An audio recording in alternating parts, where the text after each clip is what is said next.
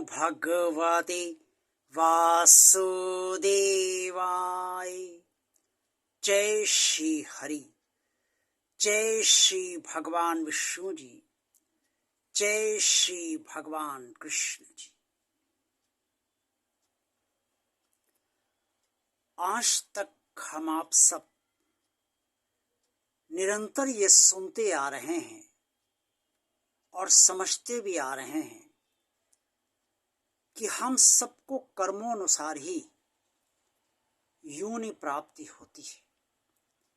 अगर आज हम सबको मनुष्य योनि प्राप्त हुई है तो भगवान की दृष्टि में हम सब मनुष्य योनि प्राप्त करने के योग्य कर्म हम सब ने किए हैं और योग्य हैं, इसीलिए हमें मनुष्य योनि भगवान ने दी है। अन्य प्राणियों की जो जो योनियां हैं वो उनके कर्मानुसारी हैं।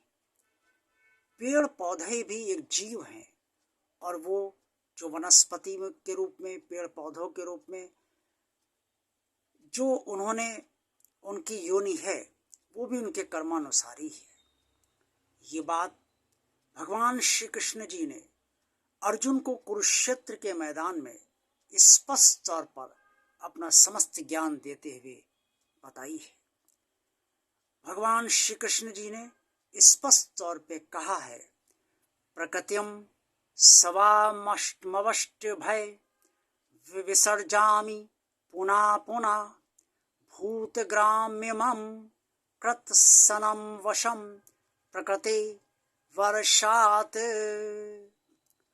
श्रीमद् भगवद गीता के अध्याय 9 श्लोक 8 का ये स्पष्ट अर्थ ये है कि भगवान अपनी प्रकृति को के अनुसार प्राणियों के शरीरों की रचना करता है, उन्हें वो योनि प्रदान करता है और प्राणियों के शरीरों की रचना अर्थात समस्त प्राणियों को उनके कर्मानुसार ही उनकी योनि निर्धारित करता है और उनके शरीर का निर्माण करता है। ये बात श्रीमद् भगवद गीता के अध्याय 9 श्लोक 8 के अंतर्गत स्पष्ट तौर पे वर्णित है। अगर आज हम सब मनुष्य योनि में जी रहे हैं तो हमें ये सोचना चाहिए कि पूर्व जन्म में हम सब ने जो भी कर्म किए हैं वो इतने अच्छे तो जरूर रहे हैं जिस कारण इस धरती लोक पर हम सबको मनुष्य योनि प्राप्त हुई है और हम सबके मनुष्य के शरीर हैं। हम सब कोई कुत्ता, बैल, हाथी, गाय, भैंस वगैरह पशु पक्षी, पेड़ पौधे या अन्य वनस्पति नहीं बने हैं, हम सब मनुष्य बने।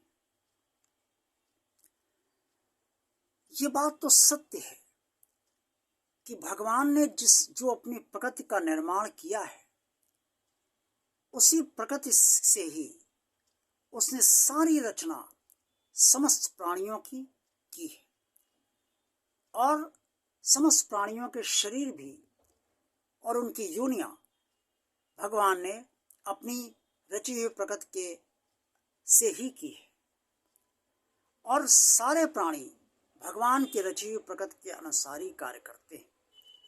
यहाँ तक कि जो प्रवृत्तियां होती हैं वो इस प्रकृति से ही समस्त प्राणियों को प्राप्त होती हैं। हम सब मनुष्य हैं, हमें भी अपनी प्रवृत्तियां भगवान की रची हुई प्रकृति से ही प्राप्त हुई हैं। इसीलिए भगवान ने ये कहा है अर्जुन से कि मैं अपने प्रकृति को अंगीकार करके अर्थात अपने प्रकृति को अपने अधीन करके मैं समस्त प्राणियों के कर्मानुसार उनकी योनि, उनके शरीर की संरचना करता हूँ और उन्हें जन्म देता हूँ।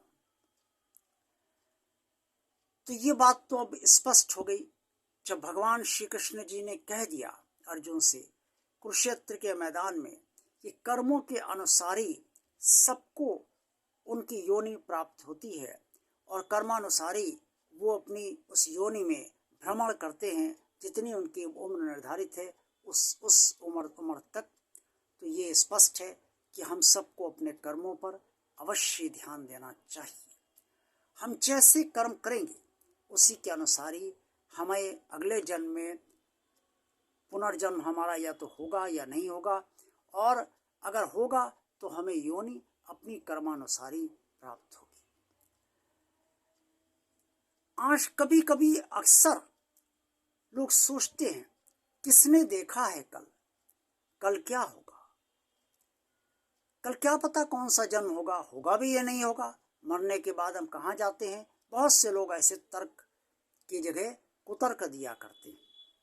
लेकिन अब जब श्रीमद् भगवद गीता की बात आती है, जहाँ स्वयं भगवान श्री कृष्ण जी ने अर्जुन के जरिए समस्त मनुष्यों को स्पष्ट तौर पर बता दिया है कि परमात्मा ने उनके कर्मानुसारी उन्हें मनुष्य शरीर प्रदान किया है और समस्त प्राणियों के उनके कर्मानुसारी उन्हें उनकी वो योनियां प्रदान की हैं जिस योनि में समस्त प्राणी इस समय विद्यमान है।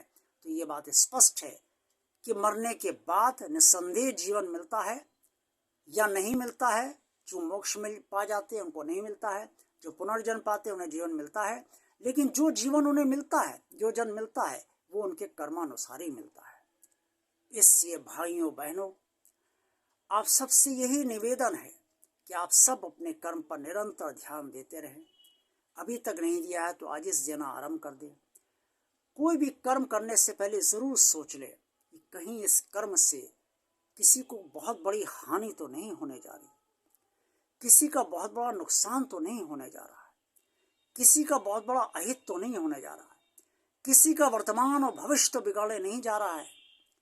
और हम जो भी कर्म करें वो यथासंभव शुभ कर्म ही करने का निरंतर प्रयास करते रहें, तभी हमारा कल्याण संभव है। और तभी अगर हमारा पुनर्जन्म होता है तो हमें अच्छी योनि प्राप्त होगी, चाहे वो देव योनि भी हो सकती है या मनुष्य योनि भी हो सकती है या कोई भी हो सकती है। जो परमात्मा हमारे कर्मों के अनुसार हमें देगा वही हमें प्राप्त होगा। आज का वीडियो आपको कैसा लगा?